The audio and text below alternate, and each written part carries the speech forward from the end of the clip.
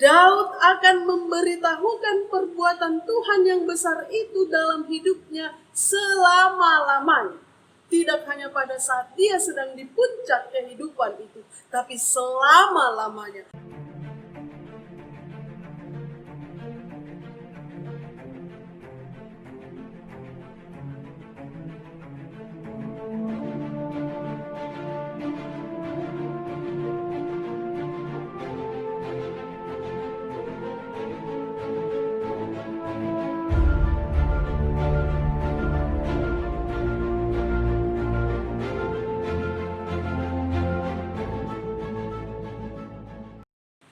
Shalom Bapak Ibu Saudara terkasih, senang bertemu dengan saudara-saudari lagi hari ini melalui firman Tuhan. Renungan kita hari ini yang tertulis dalam kitab Mazmur pasal 75 ayatnya yang ke-10, demikianlah firman Tuhan.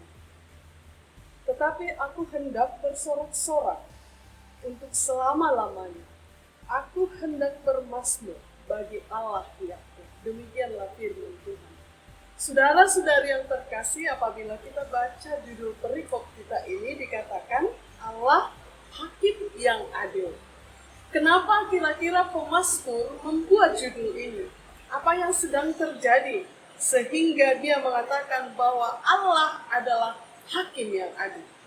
Karena pada masa itu sedang terjadi kesemena-menaan oleh para pemimpin-pemimpin, penguasa. Ketidakadilan menjadi transaksi sehari-hari yang tidak lagi menjadi sebuah perenungan, bukan lagi sebuah seperti pelanggaran, tapi sudah menjadi soal yang biasa.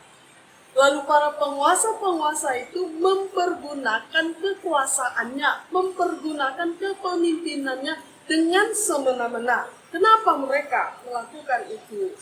Karena mereka tidak menyadari atau mungkin saja mereka melupakan bahwa roh kepemimpinan, bahwa ketika mereka diberi masa untuk menguasai itu atau memimpin itu adalah berasal dari Tuhan. Apabila para pemimpin pada masa itu menyadari bahwa kepemimpinannya, bahwa kepenguasaannya itu berasal dari Tuhan, maka mereka tidak akan semena-mena. Mereka akan memimpin dengan adil. Tapi pada realitanya, mereka tidak mengingat, mereka melupakan itu bahwa kuasa yang mereka terima adalah dari Tuhan. Nah, berbeda dengan Daud pada masa itu. Pada masa itu Daud memang sedang berada di puncak kekuasaan karena dia diangkat menjadi raja menggantikan Saul. Tetapi Daud justru benar-benar menyadari bahwa kalaupun dia sedang berada di puncak kehidupan, diberi masa sebagai pemimpin, diberi masa sebagai raja, Daud betul-betul menyadari itu adalah pemberian Tuhan. Makanya dia tidak akan mempergunakannya dengan semena-mena.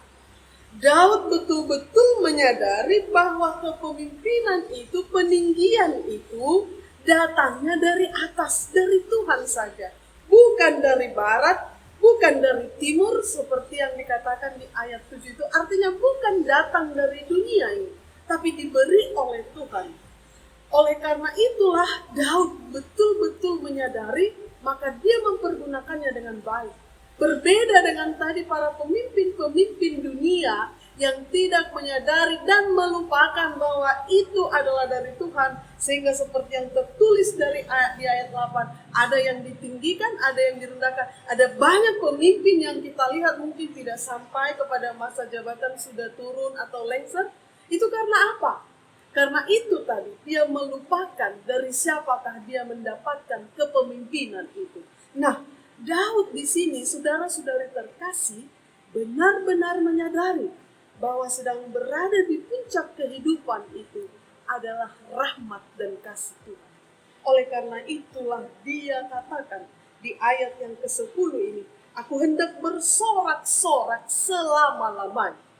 Dia katakan dalam bahasa Batak, ikon barita honokku saliling nililing. Daud akan memberitahukan perbuatan Tuhan yang besar itu dalam hidupnya selama-lamanya. Tidak hanya pada saat dia sedang di puncak kehidupan itu, tapi selama-lamanya, selama dia hidup, dia akan memberitakan perbuatan-perbuatan Tuhan dalam hidupnya. Dan dia lanjutkan kembali, aku hendak bermazmur bagi Allah Yakub. Dia ingin menyanyikan Tuhan dalam kehidupannya. Kenapa dia menyebutkan Allah Yakub? Ini hendak mengatakan Daud mengingat penyertaan Tuhan dari nenek moyangnya, Yakub sampai ke Daud itu. Jika dia diberi juga masa itu, jika dia hidup sampai pada masa itu, Daud melihat betapa lamanya, betapa panjangnya, betapa sejak dari nenek moyangnya ternyata Tuhan sudah memberikan kasih setianya. Itulah yang mendorong Daud berkata bahwa dia akan bersorak-sorak. Dia akan memberitakan, dalam bahasa Batak itu lebih tepat dikatakan, ikon barita honokku saleleng. Dia ingin menceritakan semua perbuatan Tuhan, betapa luar biasanya apabila kita hidup jujur dan benar dan tulus di hadapan. Karena kita lihat tadi, para petinggi-petinggi seperti yang di atas perikop kita dijelaskan, mereka bahkan dihukum oleh Tuhan karena ketidaksetiaannya atas apa yang Tuhan berikan dalam kehidupan mereka. Nah, saudara-saudari, firman Tuhan kini datang kepada kita.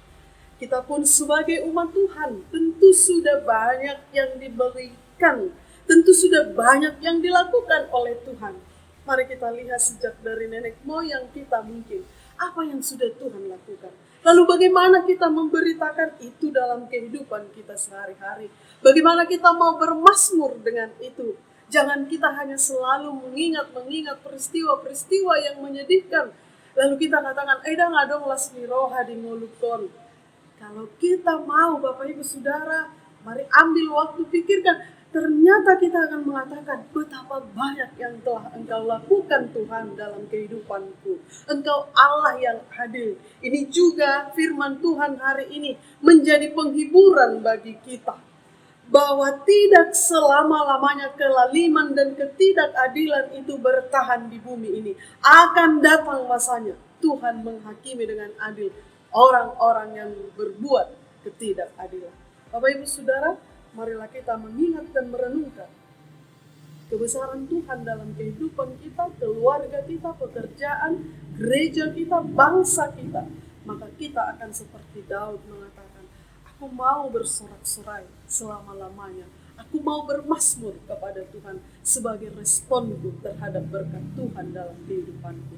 Amin. Tuhan Yesus memberkati.